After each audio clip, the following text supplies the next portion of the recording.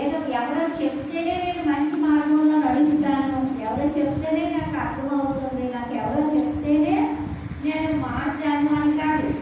మనమేం చేయాలి? అందరిలో ఉండేటటువంటి మంచితనాన్ని గమనించాలి. స్వచ్ఛమైనది మనసు అనేది వెన్నలాంటి మనసు అని అంటారు కదా. అంటే వెన్న చాలా మృదువుగా ఉంటుంది, స్వచ్ఛంగా తెల్లగా ఉంటుంది. అలాగే మన మనసు కూడా ఎలా ఉండాలి? స్వచ్ఛంగా, పవిత్రంగా, మధురంగా, ఇంకా మృదువుగా ఉండాలి, కఠినంగా ఉండకూడదు. మరి శ్రీకృష్ణుడు గోపికల వస్త్రాన్ని అపహరించాడు అని అంటారు. శ్రీకృష్ణుడు నిర్వికారుడు. నిర్వికారుడు అన్నప్పుడు అలాంటి దృష్టి అనేది ఉండదు. అంటే భగవంతుడు అంటున్నారు, ఈ శరీరం అనేది మర్చిపోయి నన్ను ఒక్కడే స్మృతి చేయండి.